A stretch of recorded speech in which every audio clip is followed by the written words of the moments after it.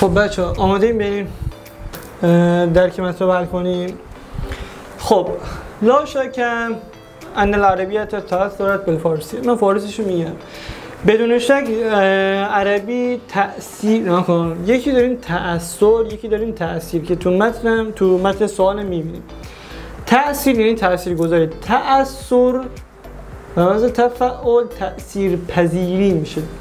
میگه قطعا عربی بدون شک عربی تأثیر پذیرفته است از فارسی و از مهمترین آنچه که اثبات میکند این امر را وجود آثار ترجمه شده از پهلوی به عربی است و از مشهورترین کسی که مشارکت داشته در این کار ابن مقفع، کسی که منتقل کرده یا نقل کرده کلیل الدمنه به عربی. خب و وجود داره شعرایی که تأثیر گذاشتند، تأثیر به فارسی تأثیر پذیرفتن، تأثیر گذاشتن، تأثیر پذیرفتن از فارسی، مثل ابی نواس، کسی که به کار گرفت در آثارش اسماء غذاها و لباسهای فارسی رو و همچنین شعرهای دیگری نقل شده در اشعارشان به عربی نقل شده، منتقل شده و کتاب و نویسندگانی که تأثیر پذیرفتند از فارسی، کسانی که مثلا میگه که یادآوری میکنند که آنها اخذوا به کار گرفتن مادة آثار مثل محتوای آثارشان را از کتب العجم، یعنی کتاب‌های غیر عربی، بدون تبدیل کتاب به اینه، یعنی بدون اینکه مثلا منبعش رو بگن.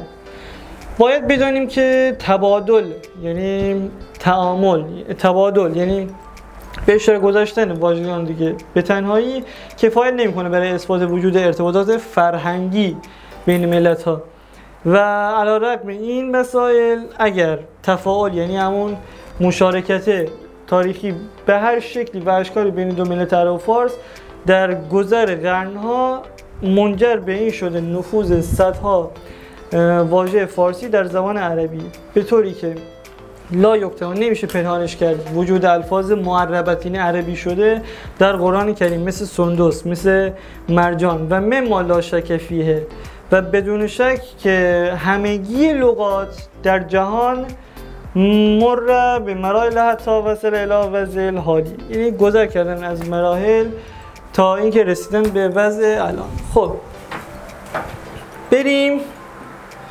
ادامه. حالا ببینید سوالاتش. متنش که خدا رو خوب بود.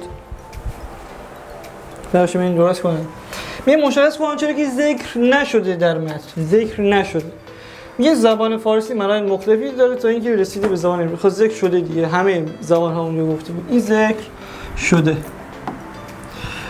قطعا بسیاری از علما مترددون شک دارند اینکه فارسی اثر گذاشته است بر عربی. نه آقا، نه خانوم، نه برادر، نه خواهر من. وقتی میگی که مترددون اونجا گفت بدون شک میدونن که همه میدونن که فارسی در عربی اثر گذاشته. مترددون غلطه. پس جواب همین گزینه 2. و گزینه 3 امکان نداره که پنهان کنیم که بعضی از الفاظ فارسی استخدمت به کار گرفته شدن در عربی. درسته قطعا نفوذ کلمات از زبانی به زبان دیگر، تفاعل، همکاری و تاثیرگذاری و تاثیرپذیری بین آنهاست. بله اینو جواب ما نیستن. ما گفتیم اون چیزی که ذکر نشده. سوال 91 گفته که اون چیزی که صحیح رو مشخص کن. قطعا کتاب کلیله و دمنه لم ینقل منتقل نشدند از فارسی معاصر به عربی.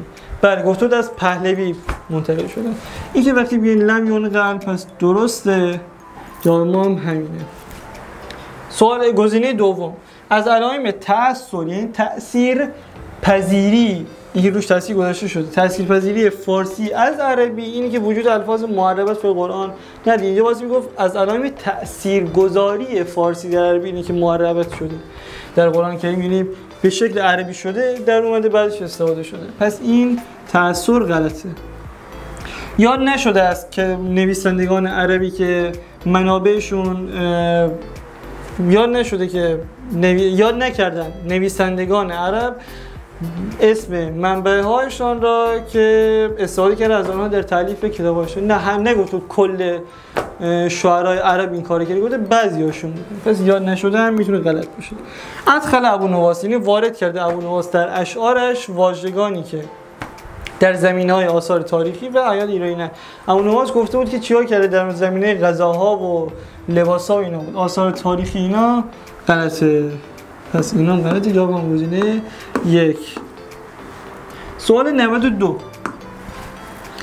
مشهورترین مترجم بعد ابونواس ابن مقفع. اول ابونواس داشته صحبت می‌کرده یا ابن مقفع؟ اول داشته در مورد ابن مقفع صحبت کرده، بعد ابونواس، پس این بعدش غلط. فقط شاعر آنها کسانی بودند که تلاش کردن برای ایجاد اتصال و ارتباط بین ملت‌ها و حالا و نمیتونیم پیدا کنیم کسی غیر اونها. نگفت اینجا داره در مورد شاعرها صحبت کنه، نگفت فقط اینا، که افراد زیادی بودن با مشاغل مختلف که تاثیر داشتن، پس فقط غلط. نیاز نداریم به نشانه‌ای برای اثبات وجود تفاعل، یعنی همکاری فرهنگی بین عرب و فارسی بجز تبادل واژگان. هم فقط با اینا تبادل میکنه. نه، گفته بود یکی از اونها همین تبادل کلمات، بس این غلطه. جای گزینه 4. قطعا تاثیرگذاری زبان فارسی بر عربی بسیار است، از آنها میتونیم نام ببریم وجود کلمات دخیل و معربت هستش، یعنی عربی شده. جای گزینه 4. خب بریم عین خطا. گفته که کلمه داریم باید بریم تو متن هی بیاریم. اولی که نقلت بود، دیگه تو متن بهتون گفتم. نقلت فعل ماضی، نقلت بر ماضی، ولی حالا اینجا مجهول شده. اینجا چی گفته؟ مفرد غایب بله، مجرد ثلاثی بله از نقلت، ولی معلوم نه مجهول، و فاعل نه نائبه فاعل. پس همین جواب ما هستش. گفته بود خطا. حالا بقیه گزینا. تفاعل اسم مفرد مذکر مصدر معرف به ال داره. اسم نه ببینیم تفاعل بله، ان تفاعل لا تفاعل، و تفاعل که نه تفاعله، و اسم نه دیگه، اسم نه کن لیت لکن لل حروف مشابه ناصب اسم رافع در خبر، اسمشون اسم نه و منصوب. یذکرون فعل مضارع لجمع غایبین بله، مجرد ثلاثی ذکره. مجرد ثلاثی اینه که از ذکر اومده، مثلا جزء اون 8 باب نیست و مزید نیستی. مجرده متعدی یعنی داره مفعوله و معلومه بله، فعل و مفعول جمله فعلیه. نگاه کنید اینجا چرا الان متعدیه. یذکرون یاد میکنند. چه چیز رو یاد میکنند؟ که آنها را به کار گرفتند و اینا. دیدی پس متعدیه، اون میشه مفعولش. چه چیزی را یاد میکنه؟ حالا معربت اسم مفرد مؤنث، اسم مفعول موع اسم مفعول میشه، موع اسم فاعل میشه، و من باب تفعیل. معرب یعرب، عرب یعرب، عرب تعریب، کار همین میشه دیگه، میشه چی؟ تفعیل. و معرف به ال معرب، و این معرب اون ربطی نداره، مثلا مبنی نیست. و صفت اون مجرور به تبعیت لموصوف و الفاظ، یعنی مثلا الفاظ المعربه هم داشتیم اگه یادت باشه. الفاظ المعربه ال دارم و بعدش هم الفاظ جمع غیر عاقل، بعدش مفرد مؤنث اومده. حالا توضیح داده بودم. و صفت دیگه مجرور به تبعیت، چون الفاظ مجرور بوده اونم مجرور میشه. وجود دل الفاظ المعربه، این چی میشه؟ مضاف، مضاف الیه، دوباره این میشه موصوف، این میشه صفت. اینم از این. سوال 94 بازم خطا رو میخواد طبیعتاً. وجود اسم مفرد مذکر و معرب نایب فاعل و مرفوع. وجود رو ببینیم. وجود اینجا یکتم او ا مجهول، خب بعدش هم چیه؟ نایب فاعل میاد طبیعتاً. و نایب فاعل ما و الفاظ المعربه. حالا اینجا ما بودیم وجود دل الفاظ المعربه میشه وجود. الان بخوایم با توجه به این معنی کنیم یکتم وجود دل الفاظ المعربه، چون این برای مضاف الیه میشه الفاظ المعربه. اوکی، نایب فاعل شبیه فاعل مرفوع دیگه. خب پس اینم درسته، نایب فاعل و مرفوع. بله هازا اسم.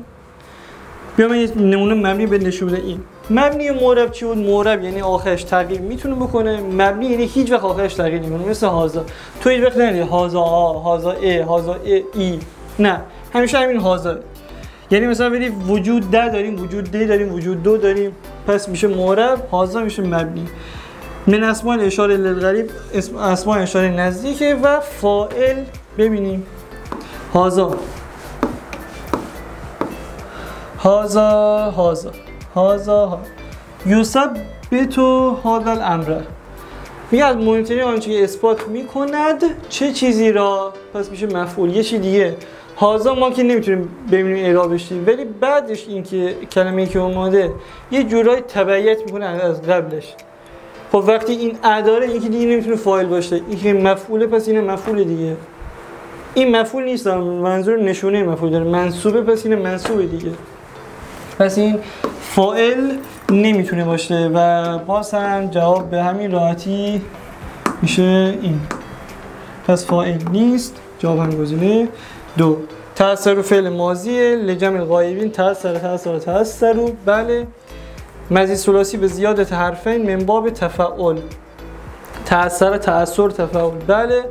و باب تفاعل هم دو حرف زاید داره، تفعل تو با یه دونه عینی که تشدید میخوره، لازم و معلوم. فعل مفعول جمله فعلیه، اخذو فعل ماضیه لجمع الغایبین، اخذو مجرد ثلاثی متعدی معلوم فعل مفعول جمله فعلیه و خبر این رو ببینیم. می‌بینیم لازم تأثیر پذیرفتن.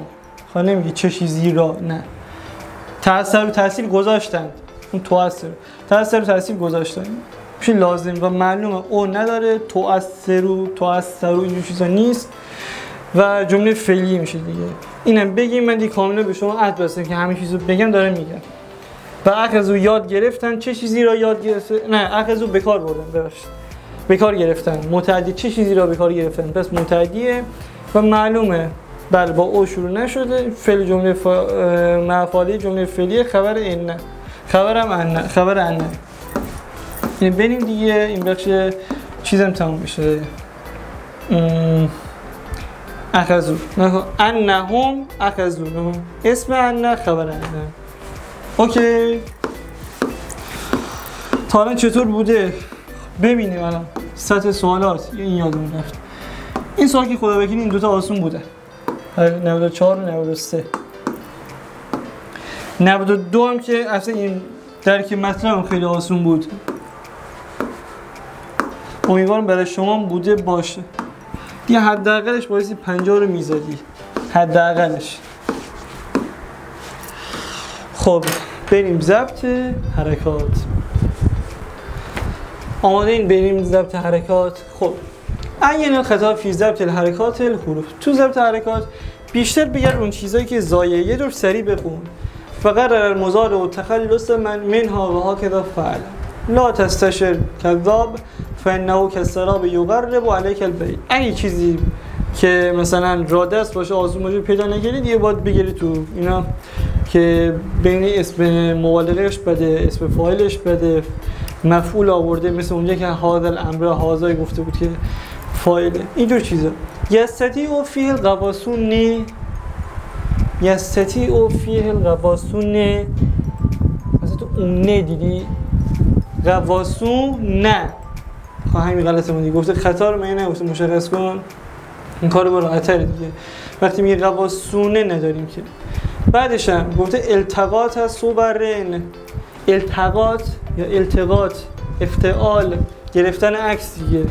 التقاط چرا التقاط؟ این همینجا غلطه، غلط که غلطی. آره دیگه جواب ما میشه همین گزینه 3. یسر نفسها عند الجفاف فی غلاف من المواد المخاطیه التي تخرج من فمه. جواب ما میشه همین. بخشت شیلی کشته. پس اینم جزء سوالات آسون، به من حق بدین بگیرم. گفتم اون چیزی که آسون میتونیم بزنیم اما آسون برو جلو. چرا یه کار دیگه اگه که سر گزینه یک گیر کنم، نه برو شو یه چیز رو زبون تو من یستی و فیه القواسون ندی. قواسون چی آخه؟ سوال 96 عین المفعول یختلف عن باقی. مشخص کن مفعولی که اختلاف داره است.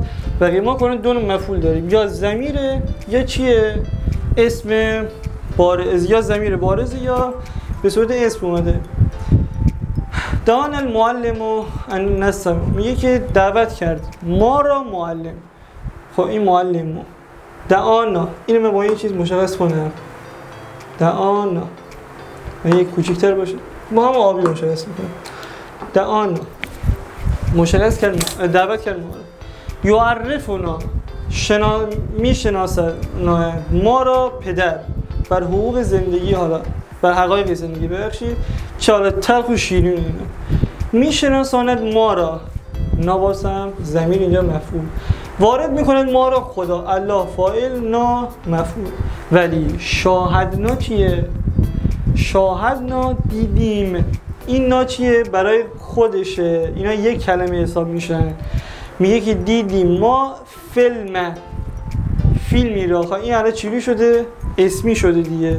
پس این چیه؟ جواب ما. سه تا به صورت ضمیر داشتیم، یه دونه ضمیر نبود. حالا چرا از کجا تشخیص دادی اینا نکن؟ این حالا ماضی بود، این دو تا که مضارع بودن، نا به مضارع بچسبیم معلومه.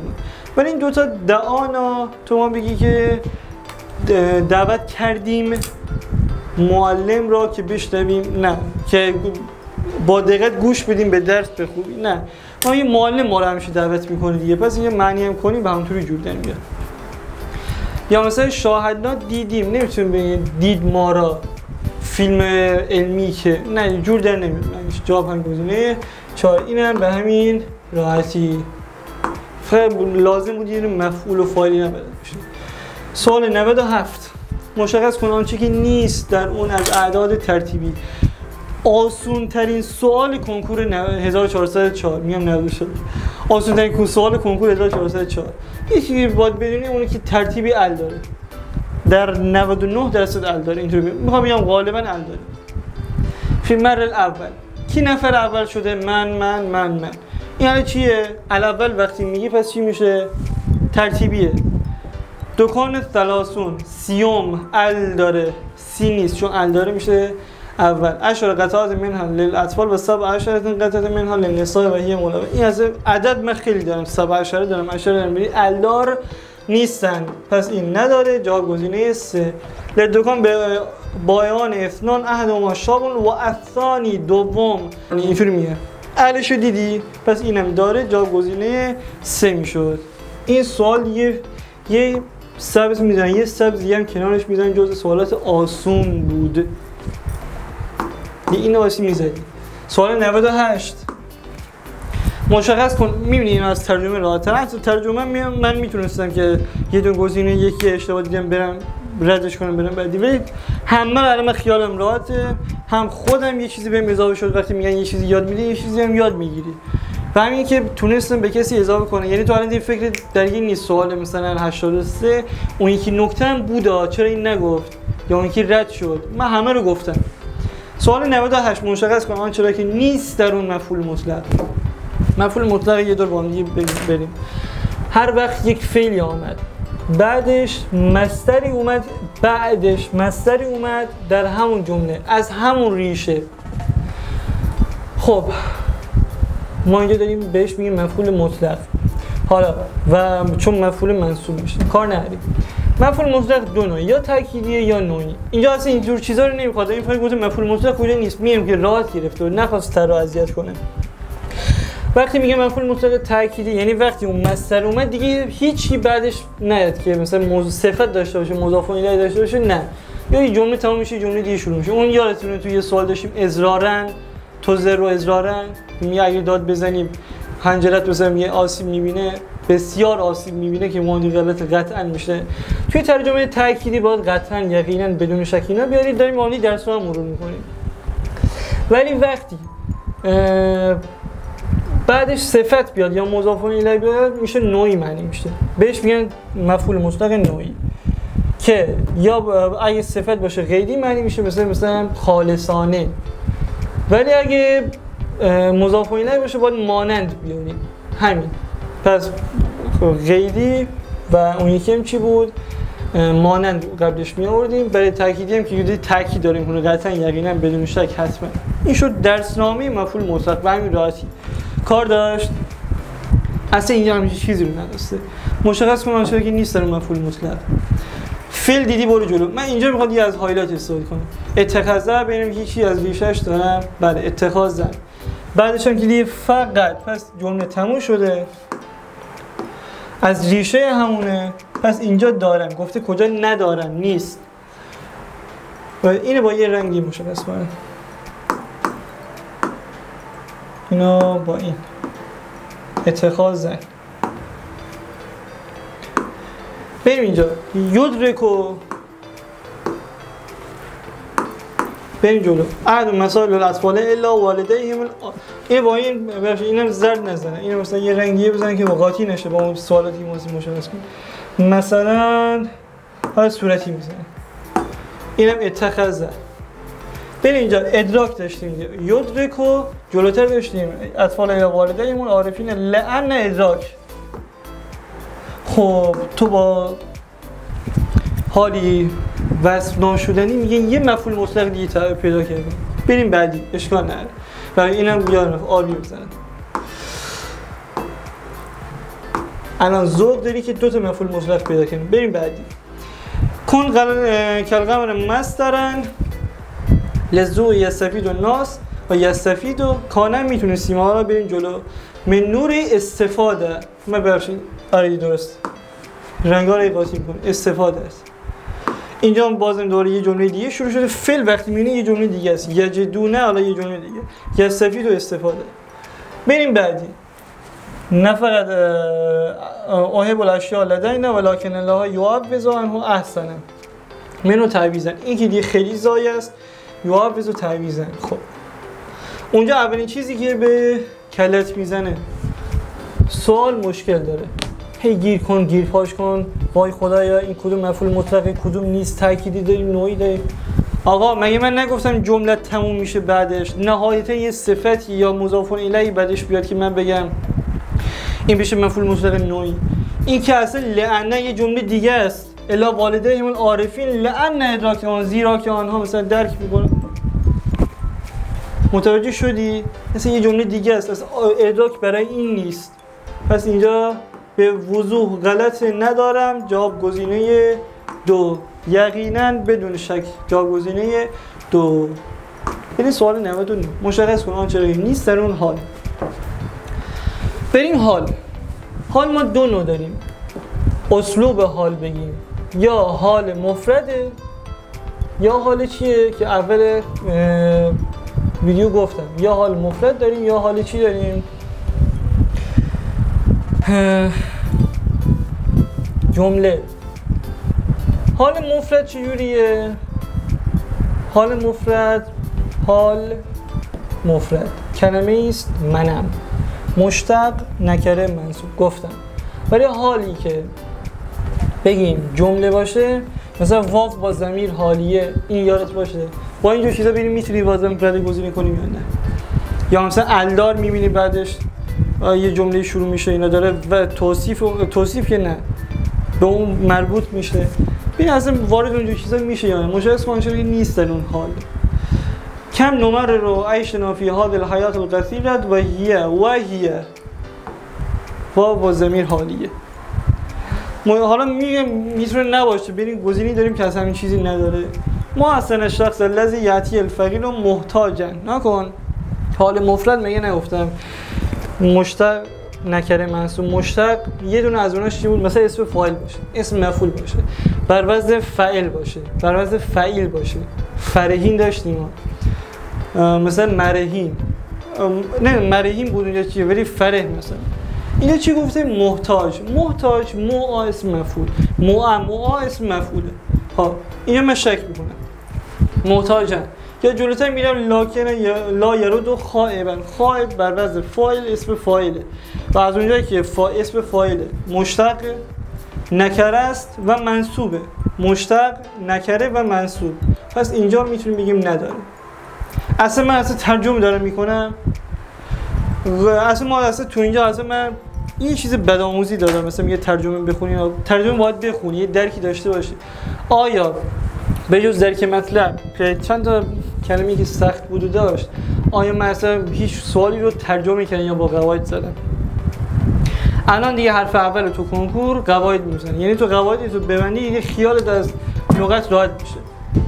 قررت مع نفسی از ترجمه نفسی ان امشه کل یوم فی الحدیقه العامه مستمعا مستمعا اصلا میتونه باشه، بالاخره مشتقه، نکره منصوب الى کتب صوتیه. یا مثلا یکی گفته که کان عهد مقتر البلد قد بنی مختبر درسته مشتق نکره منصوب، ولی اصلا معنی حال نداره. مختبر میشه آزمایشگاهی کوچک. فی ادواتون قلیلتون ما انه قد قدر ان یعمل کشفا کبیرا. خب اینجا هم داشتیم دیگه، پس اون جامعه نیست. ببخشید بغلش زبدر نزن دیگه، ما قرار بود زبدر رو اونور بزنیم. داره تو الان اینجا دو تا چیزه، یه دونه صغیرن، تو میگه مختبرن نیست، ولی صغیرن که هست، صغیر. یا مثلا بگم کبیر بر وزن فعیل نکره است منصوب. خب آقا من تو هر 4 تا گزینه که دارم، پس کدوم یکیه؟ آقا یه نکته بهت بگم، جز اون چیزای نکته داره از الان بهت بگم، یه زرد بزنیم بغلش. در صورتی کلمه حال میشه که نقش دیگری نداشته باشه. وقتی من میگم مختبرن صغیرن یعنی آزمایشگاهی کوچک صفته. وقتی میگم کوچک صفت میشه پس یک نقشی بهش دادم، پس این حال نیست. وقتی میگم کشفن کبیرن، کشفی بزرگ، کبیر صفته، پس حال نیست. جواب گزینه 4. بریم سوال آخر. خب سوال 100. مشخص کن آن چرا که نیست در اون ارکان استثناء همین. استثناء اسلوب حصر نه، اختصاص نه، استثناء 3 تا چیز. اول مستثنا منه میاد، ادات استثناء الا، توی حالا گروه معارف غیرم داریم که حالا مربوط به رشته شما نمیشه، و بعدش هم خیلی راحت خود مستثنا من الا، ادات الا و خود مستثنا. همه بچه‌ها بازی کردن جز امیر. همه بچه‌ها مستثنا من هما الا، جز به جز همون الا و امیر هم مستثنا. دانش آموزان کلاس درس میخوانند به جز تغییر. دانش آموزان کلاس مستثنا من، اونی که ازش یه مجموعه کلیه، الا وسط و آخرش هم به جز. حالا تغییر هم چیه؟ بنده خدا درس نمیخونه میشه مستثنا. همین اولین کار. بریم اینجا الا داریم، شاید گزینه ما همین داره، نه دیگه اونقدر دیگه این راحت نه که تو بتونی با الا رد گزینه کنی. و یه چی دیگه، یه چی یاد باشه، کلمه‌ای مثل موجودن، کل، شی، اینا بهت کمک میکنه که حتما یعنی 99% تو مستثنا من داری، اینا خودشون مستثنا من. من اگه همه رفتن بجز اون، یعنی کل و شی، همه چیزی، کل و من، هر کسی، کل ها، همه آنها، نه کل میبینی یا موجودن، همه موجود این کاری کردن بجز اون یکی موجود، یا اون یکی این کاری کرد بجز فلانی، همه چیز اینطوری است بجز اینا کن. اینا داره از یه چیزی اون رو جدا میکنه. خب من اینجا مثلا اینجا ببینیم میگه که ثبت نکردن گلی را به جز هدفین، مثلا یا هدفی، مثلا 2 گل در لحظات آخر از بازی. حالا چرا میگم این 2 گله؟ شاید چند تا گل، تو نمیتونی بگی چند تا گل، که میگه 2 تا گل آخر بازی زدن. من با این کار ندارم، میگه گلی را ثبت نکردن بازیکنان به جز 2 تا گل. من گفتم یه حرف از هدف آوردن، ما سجل یعنی ثبت نکردن بازیکنان به جز 2 تا گل، یعنی یه هدف بایستی اول می آوردم، یه نداره، پس این 3 تا جزش کامل نیست. اینجا من چیزی ندارم ولی هدفین رو دارم اینجا. مثلا تو اسلوب هست، مثلا من باید بگم که بازیکنان فقط 2 تا گل زدن، دیدی؟ اگه جزشو نشه باشه میشه اسلوب هست، اختصاص. بریم حالا بعدی. ما انقذنی من مصیبت الجه شیء الا کتابه، چیزی جز کتاب. یا مثلا اینجا لا تتخذ احدا صدیقا لنفسک الا من جز کسی جز حالا یکی جز کسی مثلا. یا مثلا اینجا موجودن طیر به جز پرنده. دیدی نکن سر اذیت کنه، خیلی راحت 3 تا جز اینجا داری، یکی نداشتی. اینی هم که نداری میشه جواب ما. گفته که مجاز با چرا که نیست در اون. به پایان آمد این دفتر، حکایت همچنان باقی است. این هم کنکور تیر 1404 که بعضی مورد خیلی سخت شده. بمانی بررسی کنیم. ما به خودت الان قرار کلات قاضی کنی که آیا سخت بوده یا نه. سوال 100 سبز، 99 زرد، یه دونه زرد. سوال 98 که این گفته مثل آب خوردن زدیم با هم دیگه، یه دونه تاله زرد.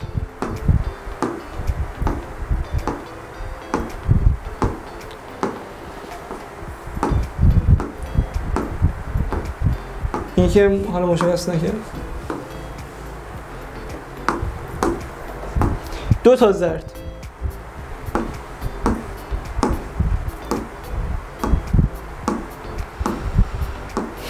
سه تا زرد. خب چرا شد 3 تا؟ من خودم چیا رو زرد کرده بودم؟ نگفته بودم من ممکن از 15 تا سوال فراتر برم بگم آسون تر داشتیم. من خودم سوال 98 99 هم زرد کرده بودم، یعنی 2 تا سوال آخر. واقعا 2 تا سوال آخر اگه من توضیح هم نمیدادم تو خود نمیتونستی بزنی. 98 99 این سوال مثلا گفته بودن تو اگه جمله رو نبینی، اگه ندونی مفعول مطلق چیز زرد، چرا باید زرد باشه؟ چرا باید زرد باشه؟ وقتی به همین راحتی میتونستی بزنی. خب من اینجا چند بشار من اشتباه کردم، 16 تا درست داده بودم. سوال 96 هم گفتم مثلا زرد. ببین 96 چی بود اصلا؟ این هم زرد. مثلا اگه تو ندونی مفعول چیه که ضمیر داری، حالا با اغماز حالا میگم اینو زرد. اگه مثلا اینو با هم اشتباه نگیری راحت ترجمه می‌کردی میتونستی. با اغماز. دیدی پس از اون چیزی هم که اول گفتم با اغماز گرفتم که اغراق کردم که باید مثلا 15 تا هست. تو اول من مطمئنم که گارد گرفتی. نه آقا این داره از خودش میگه من میدونم 10 تا هم سخت بود، بیشتر از 10 تا سخت بود، 2 تا 3 تا نهایت میشد زد. عربی انسانی سخت بود، این حالا سخت میشه. الان که من دیگه همه گزینه‌ها رو برای لئو نورده کردم، یعنی رنده کردم، یعنی هیچ سوالی هیچ خطی رو باقی نداشتم. از خود بسم الله گرفتیم تا اون آخر. امیدوارم که این جلسه مورد رضایتتون بوده باشه. من تمام توانم گذاشتم. اینکه ببخشید اگه زیاد شد تایم ویدیو، ولی نمیخواستم هیچ نکته‌ای بیفته از کلام، هیچ نتونم هیچ نکته‌ای رو جا بندازم و اینکه چیزی یاد گرفته باشیم و خسته نشده باشین و اینکه دعا کنید. امیدوارم که به درتون خورده باشه دیگه، حرف دیگه نمیمونه. خسته شدین طبیعتاً.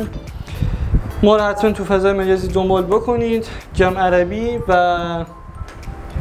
از این بعد قرار کارهای فوق‌العاده‌ای در زمینه عربی انجام بدیم. جزوه فوق‌العاده و دوره‌ای کامل فوق‌العاده با تمام دوره‌ای که تا حالا دیدی فرق میکنه. تا دیدار دیگر همه شما رو به خدای بزرگ و منان میسپارم و در پناه خدا باشید. سلامت و پیروز. خدایا رو نگهدارتون.